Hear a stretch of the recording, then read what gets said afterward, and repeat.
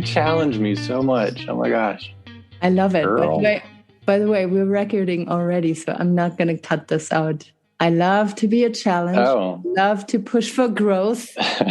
And people who know me, people who listen to my podcast, they know that very well. Today with me, David Lee, and we will talk about online dating and dating in general, stuff that is frustrating us, and stuff that we finally want to make sense of. David. Aurora, hello. Yes, so nice to have you here, and I'm very excited to share your questions, your insights, your frustrations. We talked a bit about it previously. What would you say is the number one difficulty when it comes to online dating? You've been dating ladies online for a couple years, on and off. Can you see kind of a red line? Yes. Well, let me tell you. I think the hardest part is actually getting a response.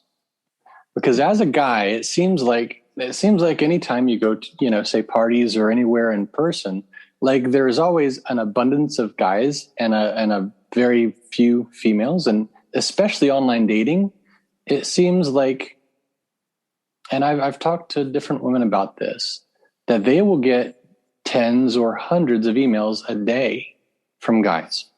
Mm-hmm. And from the guy's side, I don't think it's just me, because I got a pretty good profile, and I think I look okay, hopefully. But I might get 2, 3, 4, maybe in a week. And so I think part of the problem is all these women are getting so many emails and they get so frustrated, and just getting them to respond or to, just get that first message is difficult in and of itself. Mm. And then from there, it's trying to hash out a conversation. And oftentimes you'll find that, 25%, maybe 50% will send a note or two and then ghost. They'll just disappear. Mm-hmm. But then the ones that hang on, you can get a pretty decent conversation. And I kind of get tired of that pretty quickly. So oftentimes I'll just give them my number, and they'll oftentimes reciprocate. Then we'll, text or whatnot. But it's just that initial saying, hello, hi there, trying to get them to notice you and have a conversation just to enter into, a common discourse. Mm-hmm. Yeah, I totally see how that can happen. What can we do about it, though? I think, like I said it in one of my videos, that the most important thing is that you have a beautiful, transparent profile where people really know what they get and who you are. And then there's also less questions asked and more into more interesting topics. Like diving more into interesting topics right away. But I understand the frustration. Well, I think you said specifically, have a kick-ass profile. Yeah. Yeah, because that makes it... good advice. Because there's so many guys out there who just put one picture and the usual, I have a house, I have a car, I have a job. And then you don't really know, like the trustworthiness, and you don't know. Yeah, it's not really, you want to know a little bit about that person first and then engage in a conversation. But I really don't know what could be done differently about it.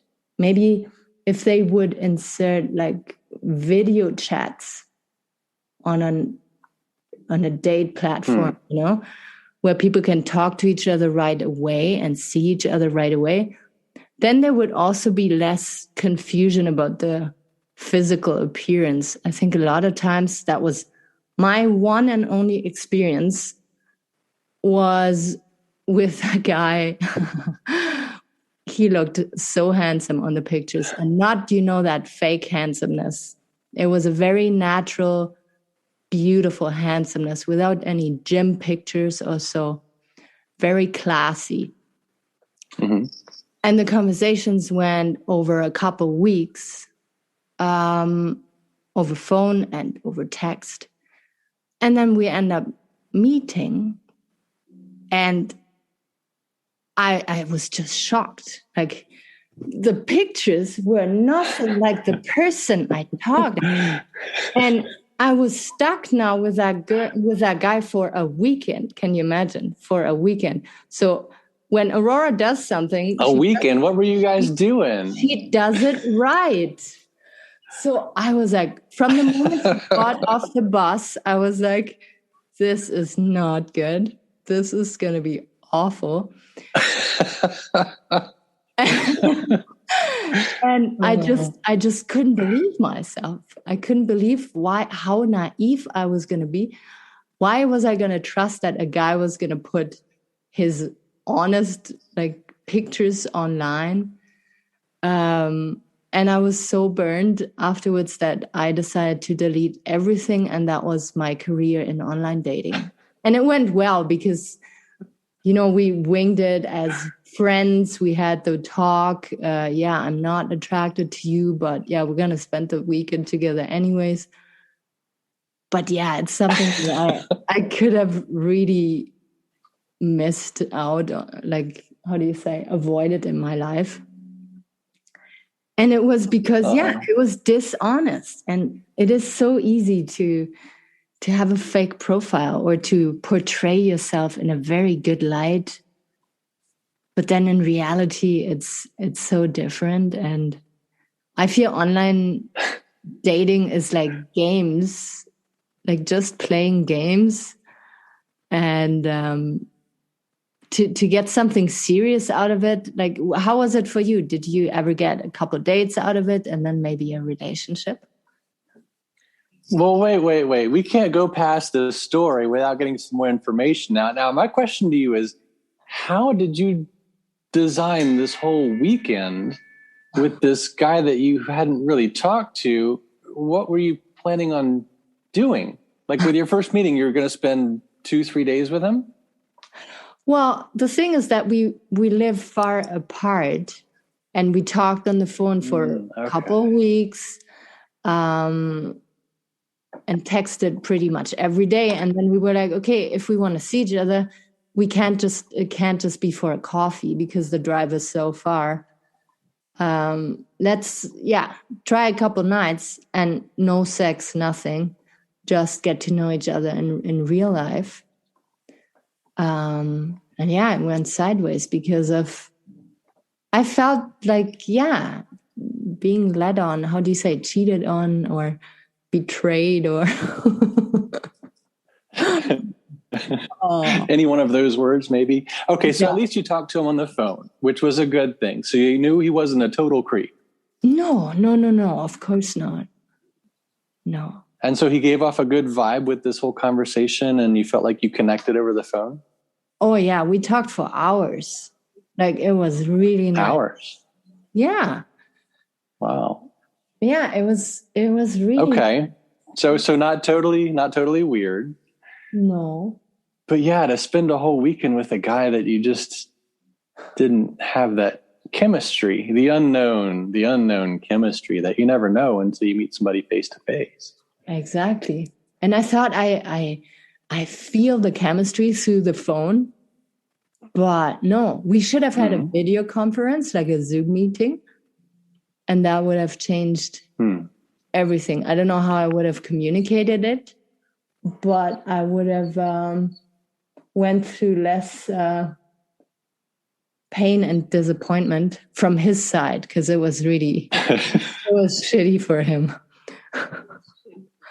So please tell me you were at least in a chateau on the Alps, or somewhere in, I don't know, somewhere scenic. Berlin, Frankfurt, Amsterdam. Yeah, it was that kind of thing. Like, where'd you go? What was the town? No. It was here in Canada. It was not somewhere fancy in Europe. Oh. Yeah. And Oh, we were going to I'm go. thinking French Riviera, something like that. It's just Holy shit. Canada. That would have been even You like, guys get a ski do and yeah, that would have been less awkward because there would have been people around us and you can just kind of, vanish into. okay. But no, it was just the two of us in the mountains. And yeah, it was very awkward. I'm just, that's the kind of person I am. I give, I give 100% and then 100% into the wrong direction. Well, I guess the best thing is you got a good story out of it, or a story, or regrets, or something. Yes. Yeah. Oh my gosh.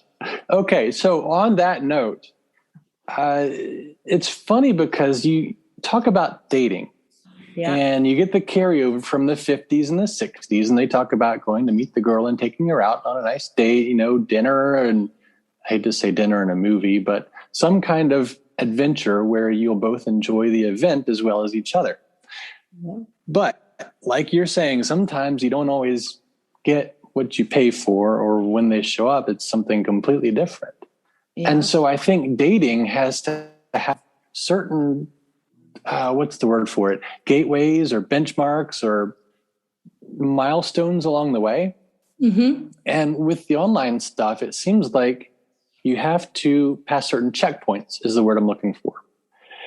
And so the first checkpoint is, will this person talk to me and, text over the internet dating site?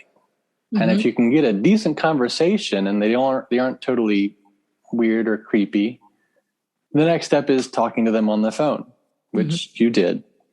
And if you can get a good conversation going, you feel like you mesh well. And after that, then it's kind of meet in person. But it's, I'm not going to say what you did was wrong. It was gung-ho, which was awesome. Another way to go about it, though, is to simplify it. Not even dip, because a lot of women will just do these dating apps for free food. I hate to say it, free food and a date if they're in a different town. But simplify it and say, let's get a coffee. A coffee is $5. We can be there for 30 minutes or an hour. You can at least put up with anybody for 30 minutes or an hour for a $5 coffee, and I hate to say it, but there's not a lot of, you haven't invested a lot mm-hmm. in the date yet until you get to know them, get to meet them, see how they are, and see that unknown that we were talking about earlier, the chemistry. Yeah. Because everything can look great on paper and you can sound good, mesh well, talk well, but then face to face, that unknown of, yes, we mesh really well. This is awesome. We have chemistry, or no, we just don't have it. Well, the question is, why don't you feel it? Why don't you want to date this person? And sometimes it's just like, I don't know. It mm-hmm. just isn't there, whatever it is. Mm-hmm. And you can put on paper or write down, or it's just kind of, I don't know, I hate to say magical, but it's just something that's either there or... No, absolutely. And that's the mistake I've made. It is that chemistry that overrules everything. Like we discussed a couple of weeks ago, you can have your checklist ready, but if the scent, the physical scent is not agreeable with your hormones, and if the chemistry is not there, then it doesn't matter if your checklist is green. Yes, you're a big scent person. Talk about that.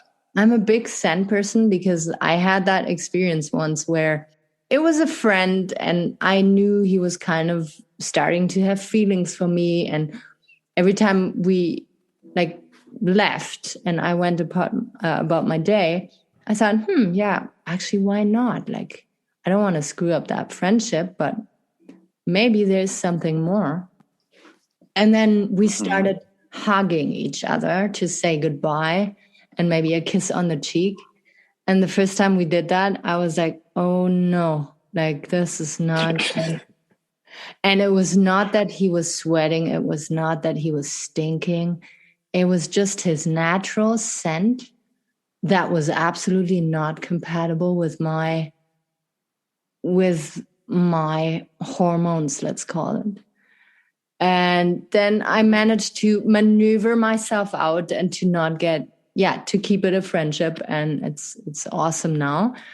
But I remember that moment, and then I researched a little bit, and it's indeed a thing that we can't forget that we're all animals, and that the natural scent is gonna, if we believe in it or not, but it's gonna have a say when it comes to our choice of partner. Well, there's one point. Yes, you're right. And maybe it was just his brand of soap that he used. Did you ask him about that? No, I did not. Yeah. That's funny. And my nose isn't so great, and sometimes it works, sometimes it doesn't.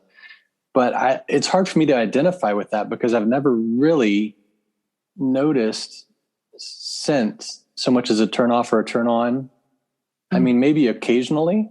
Yeah. But I guess I don't lead with my nose. Yeah. Well, all women smell wonderful anyways, so it's probably harder for you guys. Well, there was that one. I was just like, no. Yeah. How was it for you? Like, did you ever get something really nice and serious out of online dating? Yes, I have. Actually, the last person I dated, I met online. Mm-hmm. And I've had several cases where I've met people and it didn't work out, but we remain friends. And so it's funny, I kind of have distant friends many states away in cases. And it's not like we talk on a daily basis. I just kind of see their stuff on Facebook. And it's kind of interesting that you can maintain that. Yeah. But it also needs to be a healthy relationship if you're going to enter into a serious relationship with somebody of the opposite sex. Because mm-hmm. those kind of opposite gender relationships can get in the way of your current relationship. Mm. Yeah, they can. Or you have to be very clear and good with boundaries. But I think it is possible. It also depends on the people. If there's still unresolved stuff on one side, then of course it's not easy to manage. But that's wonderful. So you had really good experiences with online dating. I have. It's been very rare that it's been weird or odd. But I will tell you this one story. So I was talking to this one girl, and everything went well. We texted back and forth, and then we started chatting on the phone. And she just kept going and going and going. And every now and then I was able to interject, and then she would go off again, like this nonstop hint. And finally, I was sitting there after not speaking for about 15 minutes, and she's going on this strange rant about something that's really ticked her off, or I don't even know what. And so I took the phone down from my head, and I'm looking at it, and I take my finger, and I just press that red hang up button, click. And all of a sudden, I felt so much better. I didn't feel remorse. I was like, oh, this is great. And then 20 seconds later, my phone rings. And I was like, oh, okay. So I answer it. And of course, she starts going off again. Did you hang up on me? Blah, blah, blah, all this other stuff. And I finally just went click and block. And that was the last I heard of. Yeah. Yeah, I feel odd situations like that. Yeah, I can totally relate. I know that you wanted to hear stuff that we're not agree on, but it might be for next episode. I don't know what it is, but it is maybe insecurity or trying to mask something, maybe she was scared of being dominated in a conversation by a man. Maybe her last relationship, she was never allowed to talk. And, now with you gave her, like, you're such a kind and open-hearted person that she saw the opportunity to totally, open up. I don't know if she was really opening up or if she was just talking. But you have to be aware of the person who is sitting in front of you. And you can't just, right? You can't just think about yourself and what you want to do to impress the other. You have to see how the other person reacts, if it's being received, and have that kind of sensitivity. Do you think I'm on a right track there? Yes, exactly. Because when we're dating, we're having a dialogue. It's not a monologue.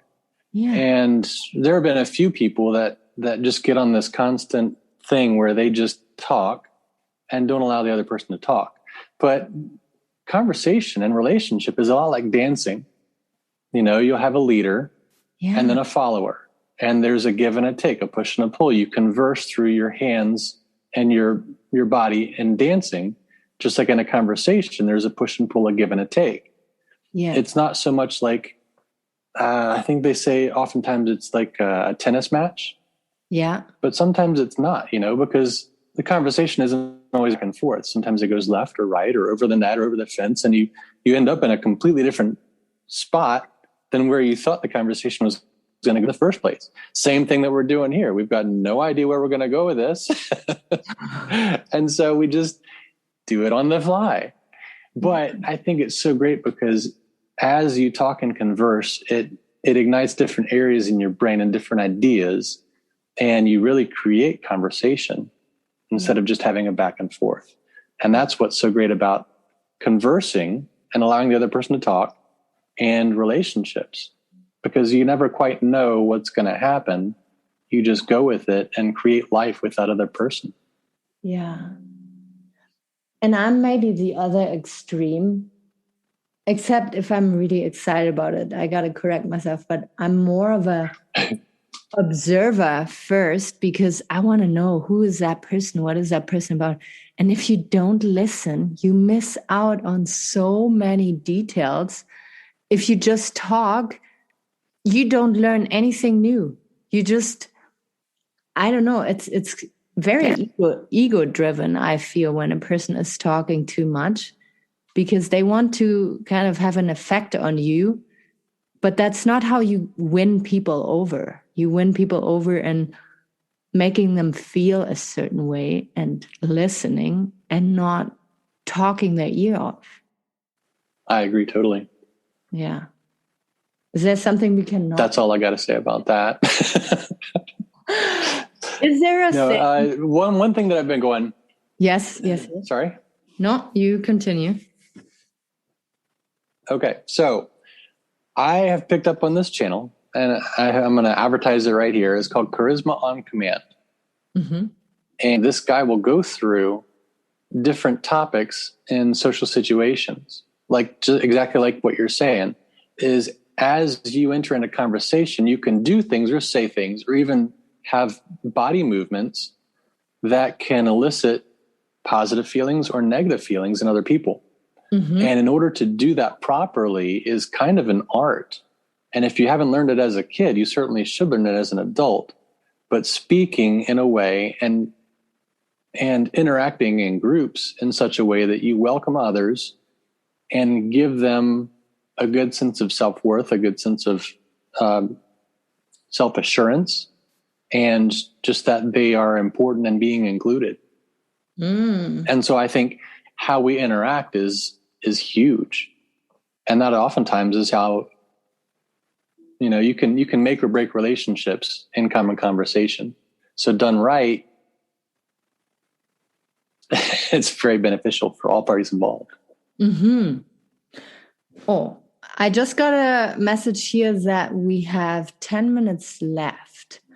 What I want to say to that is, did I get it right that you learn body language from that platform you were on there? Yes, absolutely. Yeah. And like the first thing that pops to my mind is like, wow, that's totally odd, because I feel the body in general, the body is always the last instance. The body is at the mercy of the brain, the emotional well-being and mental well-being. And to learn how to move, and maybe it's just me because I know I suck at choreography, dancing and stuff like that. I can only, if you tell me express joy with your body, then I know exactly what to do. But when you tell me put your your left arm there, your right leg there, then I don't know what to do. So maybe it's just me again, but I find it very, interesting, that approach, because if I was to focus in more on my body language and to be more aware, I would also focus in how do I want to make people feel? Do I want to make them feel secure and welcome and integrated? Then I know if I have that in the background of my, like in the back of my mind, I would know how to express it physically. But if you were to tell me now, to make a person feel good, you have to touch the right arm, not the left, maybe the shoulder, but not too much, I would get so awkward and I would not be able to speak properly. And I would not be able to, like, I think I would totally freak that person out. But that's just me. Well, here's the thing. I mean, you do it already, but you just don't notice you're doing it. And it's simple stuff, and it's stuff that you can build on and learn. For example, you got 3 people talking in a tight circle, right? A 4th person comes up. What do? Open up. You might back up, take a half step back. Yeah. Exactly. Turn towards them. You might introduce them to your friends. Yeah. But you might wait until the person who's speaking has finished speaking, and then you introduce them and bring them in. You know, it's simple things like that. Things like if you are in a group and you have your hands in your pockets and you're trying to make yourself as small as possible to not be noticed, as opposed to having big arm gestures or talking with your hands, or, you know, something simple as making eye contact, just like what you do with your videos. As you're talking to people in groups, you do the 3-second stare. Well, as you're talking, you stare at one person for 3 seconds or so, and then go to the next. So they feel like you're talking directly to them and including them all in conversation. See? So I could totally learn from that. And I get it now. Yeah, and I'm guessing you do a lot of that stuff already, right? But totally unconsciously. And at the same time, I do maybe stuff that pisses people off too. I was the same way. I was like, are there things I'm doing that are just not right? And so I've started to go through this and see what might be causing people to just be standoffish. And one thing I knew specifically that I was doing is when I would tell subtle humor. Subtle humor works really well in movies like The Naked Gun or Airplane. Yeah. But in conversation, the problem is that people weren't catching on to it, and they didn't know if I was serious or if I was making fun of them or being sarcastic or being joking. Yeah. And so what I've learned is that I need to back off from that and give what's called a tell. Mm-hmm. That's something where you make a joke or say something sarcastically, and then you say laugh after it or use a different voice to portray that idea. Being like, yeah, you know, I don't always go to the store, but if you use a different voice, I don't always go to the store, you know. Yeah. And make it a lot more drastic and out of character. They know, oh, that's not to be taken seriously. He's joking here. That's something that's also very interesting when you don't know, when you just don't know, and you know, that person has wit, but it makes it fun. So, but I know what you mean. Like some people are, it's not sarcasm, but they are cynical. And then it's, you hurt people and it's a different way. But is it playful sarcasm? Then I think it's a good thing to have. But very, very interesting. How was that? It can be. So charisma, something? Charisma on command. Charisma on command. So if people, and the reason I started listening to this is, Like I've never, when I grew up, I didn't really have good social skills. Mm-hmm. And I think oftentimes I was off-putting, and I'm sitting here going, I need to learn these cues that most people, it comes naturally to. Okay. And so it's really been a struggle, but also a learning experience to go through conversations and in the middle of it, be racking my brain for that knowledge of stuff where it's like, okay, maybe I should do this or say this, turn this way. And sometimes it gets exhausting. Yeah. But honestly, I mean, it's something that I need to learn because I don't do it naturally. But Yeah. it comes easier as I'm starting to learn it. But yeah, it's called Charisma on Command. There's some great videos. And so I highly recommend it for anybody who wants to be good in conversation.